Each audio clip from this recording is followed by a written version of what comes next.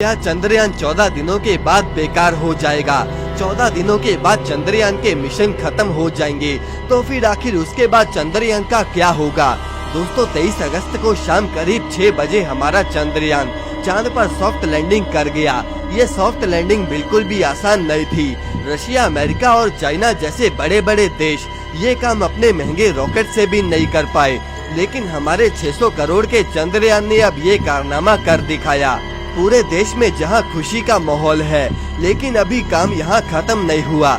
अभी भी इसरो के वैज्ञानिकों के पास न जाने कितनी चुनौतियां हैं। दोस्तों रूस की स्पेस एजेंसी ने चंद्रयान को हराने के लिए अपना लूना 25 भेजा था, ताकि वो चांद पर 3 दिन पहले ही चंद्रयान से पहुंच जाएं और भारत को वो हरा दे।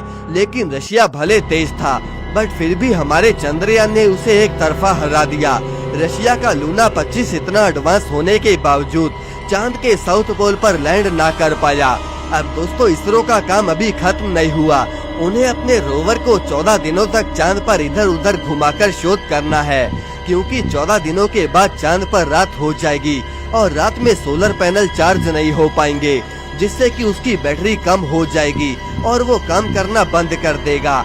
और इसीलिए इसरो के वैज्ञानिक 14 दिन लगातार चांद पर काम करके मिशन को अंजाम देने में जुटे हैं। अब इन 14 दिनों में क्या क्या होगा, कौन कौन से परीक्षण इसरो चांद पर करने वाला है और 14 दिनों के बाद चंद्रयान का क्या होगा, आइए एक एक करके इन सवालों के जवाब जानते हैं। सबसे पहले तो आपको बता दें कि हमारे विक्रम लैंडर के साथ प्रज्ञान रोवर को भी चांद पर भेजा गया है और अब चांद पर सारे रिसर्च का काम हमारा ये 6 पहियों वाला रोवर करेगा। दरअसल ये एक ऐसा रोबोटिक व्हीकल है जो कि चांद के अलग अलग हिस्सों में जाकर सैंपल कलेक्ट करेगा और फिर उन पर अलग अलग टेस्ट किए जाएंगे। इसके अलावा वहाँ पर चांद के वायुमंडल, भूकंप और वहाँ मौजूद पानी की खोज भी करी जाएगी। इसके अलावा जो प्रोपल्शन मॉड्यूल चांद के जो आसपास घूम रहा है, वो भी 10 सालों तक अभी तो ऐसे ही काम करता रहेगा और शायद वो ऐसे ही घूमते हुए अलग अलग रिसर्च को अंजाम दे। दोस्तों इसी प्रोपल्शन मॉड्यूल का इस्तेमाल वैसे दूसरे ग्रहों पर एलियंस या फिर दूसरे जीवों की खोज में भी करी जाएगी। अब सबसे अहम सवाल कि 14 दिनों की रिसर्च के बाद विक्रम लैंडर और बाकी के उपकरणों का क्या होगा। दरअसल दोस्तों चंद्रयान 3 एक वन वे मिशन है, यानी कि इसरो के वैज्ञानिकों ने चंद्रयान को वापस पृथ्वी पर लाने का कोई प्लान नहीं बनाया। इसका मतलब ये है कि हमारे उपकरण हमेशा हमेशा के लिए चांद के उस अंधेरी दुनिया में रह जाएंगे और हमारे पास आने वाली जनरेशन को सुनाने के लिए बस किस्से कहानियाँ ही रह जाएंगी।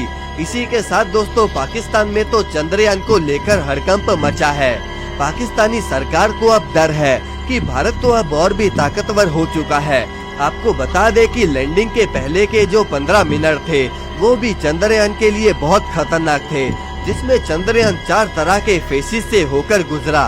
दोस्तों अगर उस एक भी फेस में चंद्रयान जरा सी भी गलती करता तो हो सकता था कि हमारा चंद्रयान मिशन बर्बाद हो जाता।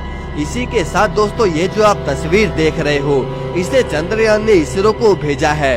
अब इस तस्वीर से ये तो पता चल रहा है कि हमारा रोवर आसानी से यहाँ चल लेगा, क्योंकि आसपास कोई गड्ढा या कोई पहाड़ नजर नहीं आ रहा।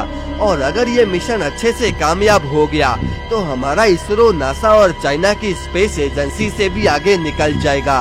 दोस्तों जो देश चंद्रयान 2 के फेलियर को लेकर भारत का मजाक बना रहे थे, चंद्रयान 3 ने उन सबकी बोलती बंद करके रख दी है। अब दोस्तों देखते हैं कि हमारा रोवर चांद पर क्या कुछ खोजता है। अब क्या हमारा रोवर चांद पर पानी खोज पाएगा या नहीं, ये तो हम आपको आगे की वीडियोस के जरिए बताते रहेंगे। आप बस इस वीडियो को लाइक करके चैनल को सब्सक्राइब जरूर कर दें।